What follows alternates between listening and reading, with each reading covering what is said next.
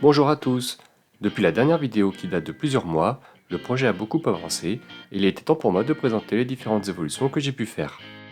La première évolution majeure concerne la mécanique du kart en lui-même, car un certain nombre de points n'allaient pas. Le montage et le design de la calandre étaient à revoir, il était difficile de faire rentrer un ensemble de 4 piles pour l'alimentation, la largeur du kart étant un peu faible. Il fallait obligatoirement démonter le dessus du kart pour pouvoir changer et recharger les piles. L'angle de braquage des roues était bon, mais les roues pouvaient toucher la structure du kart. Il fallait que je trouve une solution pour remplacer les axes de roue avant, que j'avais réalisé avec un tour, par du matériel trouvable dans le commerce. Enfin, le montage de la caméra sur la Raspberry est difficilement manipulable. Sur ce dernier point, je me suis vite aperçu que devoir fixer la nappe de la caméra tout en fermant le couvercle ne serait pas chose aisée. Pour remédier à ce problème, la solution la plus simple est de rendre solidaire le couvercle, la caméra et la Raspberry. Pour cela, j'ai donc créé une pièce d'interface qui vient assembler le tout et qui continue de garantir un bon alignement de la Raspberry avec la carte électronique.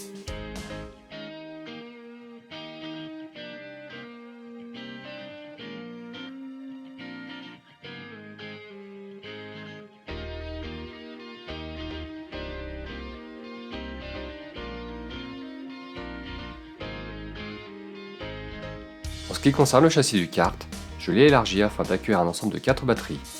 Pour faciliter le démontage, le chargement des batteries se fait dorénavant par le dessous via le trou dans le châssis. La fixation se fait par 3 vis dont les écrous sont montés en force dans le plastique.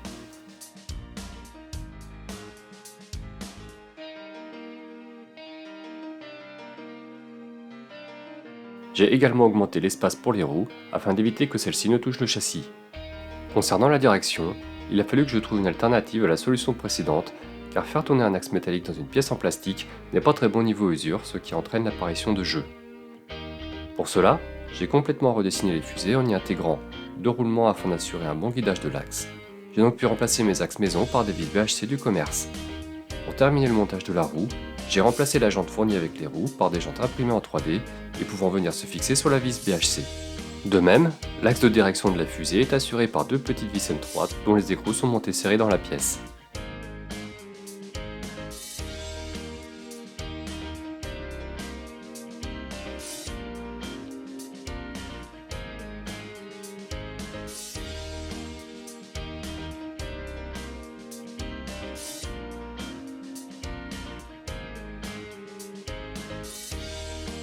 Pour le reste du design, j'ai finalement opté pour des formes plus similaires à un kart et dont les pièces peuvent être imprimées de différentes couleurs.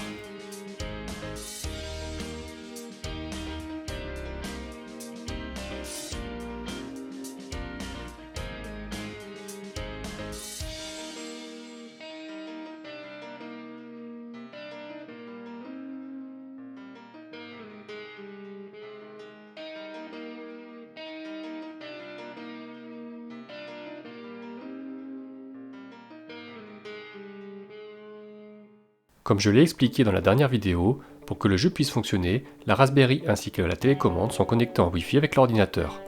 Cependant, il reste une difficulté car le jeu doit pouvoir communiquer avec chaque carte et chaque télécommande de manière indépendante. Si ce mode de fonctionnement peut paraître complexe à réaliser, il existe heureusement un protocole très répandu et spécifiquement fait pour ce genre d'application. Le protocole MQTT pour Message Queuing Telemetry Transport. Le protocole MQTT permet d'assurer des communications non permanentes entre différents appareils d'un même réseau, chacun d'eux pouvant être un publisher, c'est-à-dire envoyant des données, ou un subscriber qui s'abonne à des messages. Pour cela, chaque dispositif, dit client, doit se faire connaître auprès d'un serveur que l'on appelle broker. Lorsqu'un message est envoyé, celui-ci est publié sur un topic, c'est-à-dire une adresse sous forme d'un chemin d'accès. Le rôle du broker est alors de distribuer ce message à tous les dispositifs qui se seraient abonnés à cette même adresse. Pour plus d'informations, vous pouvez trouver sur internet toute la documentation nécessaire sur ce protocole. Au niveau de la télécommande du kart, l'utilisation du protocole MQTT va permettre d'afficher sur l'écran du joueur les différents états du jeu, comme le compte à rebours avant le lancement de la course, ou les bonus qui seront récupérés tout au long de la course. Si le joueur reçoit une attaque qui l'immobilise, l'écran passe en mode désactivé, mais si le joueur possède un booster, l'écran passe alors en mode gold. Parmi les attaques qui peuvent être lancées par chaque joueur, le jeu propose 4 possibilités.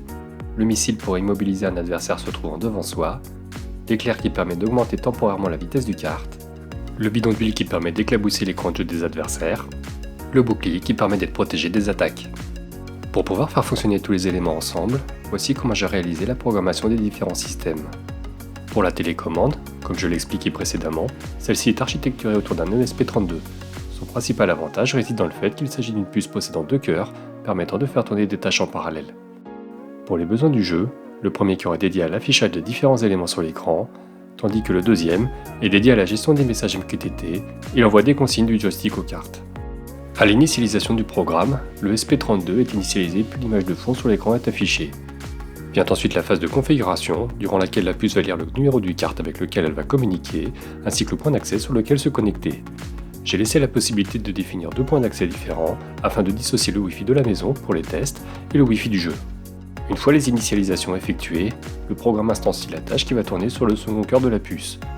Sur la tâche principale d'affichage, le programme cyclique va effectuer différentes actions.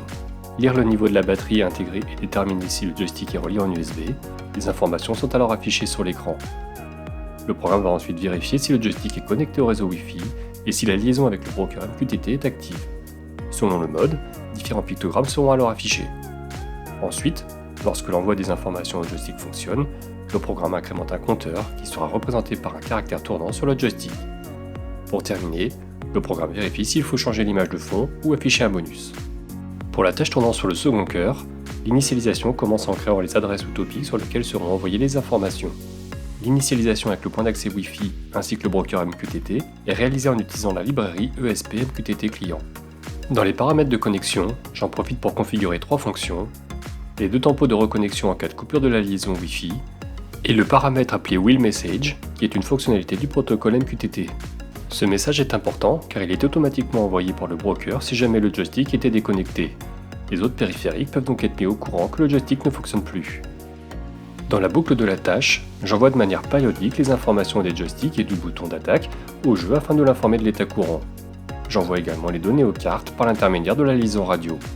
Pour terminer, j'appelle la fonction qui permet à la librairie ESP MQTT Client de réaliser son travail. Lorsqu'une connexion est établie avec le broker MQTT, la fonction OnConnectionEstablished est automatiquement appelée. Dans celle-ci, je commence par envoyer un message au jeu pour indiquer que le joystick est connecté. Ensuite, j'indique sur quel topic je souhaite m'abonner. Dans le cas présent, je vais m'abonner au topic qui permet de recevoir les informations affichées sur l'écran. Lorsqu'un message est reçu, les instructions suivantes sont appelées. Si le message contient un caractère, il s'agit d'une demande d'affichage d'un bonus. Si le message contient 2 caractères, il s'agit d'une demande de modification de l'image de fond. En plus de la télécommande, le carte est également connecté au broker MQTT par l'intermédiaire de la Raspberry Pi. Celle-ci va avoir pour fonctionnalité de transmettre le flux vidéo de la caméra sur demande, mais aussi d'informer la carte électronique lorsqu'il faut envoyer une attaque par la LED infrarouge située à l'avant du carte. Pour cela, le programme de gestion est écrit en Python de la manière suivante. Après avoir défini les variables globales, la première fonction va permettre d'initialiser le port serré entre la Raspberry et la carte électronique. La seconde fonction va demander à la carte électronique quel est le numéro du carte. Ce numéro va permettre de différencier les cartes lorsque plusieurs seront connectées sur le réseau. Le numéro est déterminé sur la carte électronique par l'intermédiaire de jumpers soudés à même le PCB. Lorsque la transmission vidéo est lancée sur la Raspberry, un programme est lancé en parallèle du script Python. La fonction getPID va permettre de trouver le numéro du processus lié à la caméra. Ce numéro servira par la suite lorsqu'on voudra arrêter la transmission. On retrouve ensuite la fonction permettant de traiter les messages MQTT. Lorsque le jeu souhaite faire démarrer la caméra, il lui suffit d'envoyer le caractère C sur le bon topic. Le script Python va donc lancer le process de transmission de la caméra en lançant la ligne de commande adéquate. Lorsque le jeu souhaite arrêter la transmission, il envoie le caractère D sur le même topic. Le script Python va alors arrêter le processus de la caméra. Lorsqu'un ordre d'attaque est reçu, le message est alors transmis par le port serré à la carte électronique. Celle-ci l'envoie à son tour en infrarouge, en espérant que le signal lumineux soit reçu par une autre carte afin de l'arrêter. Vient enfin la fonction principale, qui va avoir pour seul rôle de configurer l'environnement, soit déterminer le numéro du carte avec lequel elle est branchée, créer en conséquence la ligne de commande pour la transmission vidéo sur le bon canal, et enfin, le programme va mettre en place la liaison MQTT en indiquant les topics auxquels elle souhaite souscrire. Tous les éléments étant en place, voici le résultat de l'assemblage dans le jeu vidéo que j'ai conçu. J'ai tout d'abord fait évoluer la partie réelle du circuit en améliorant les portes permettant d'afficher les bonus. Celles-ci sont désormais constituées de 2 tags afin de rendre plus robuste la détection par le jeu. Pour pouvoir jouer une partie, la première étape consiste à choisir le nombre de joueurs. Une fois ce choix fait, le jeu passe dans une étape d'initialisation des communications avec le carte et la radiocommande. Lorsque la Raspberry reçoit l'information d'allumer la caméra la transmission vidéo est automatiquement mise en place et l'image apparaît à l'écran. Lorsque tout est bon, le jeu peut alors lancer la partie et incruster les différents éléments à l'écran.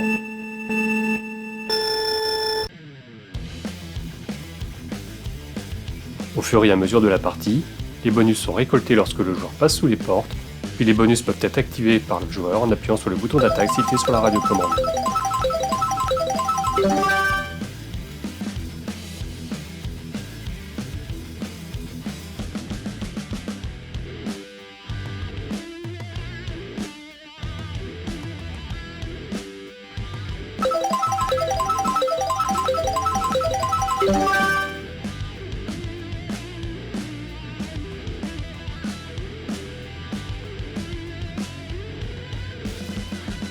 Cette vidéo était la dernière de la série, j'espère qu'elle vous aura plu.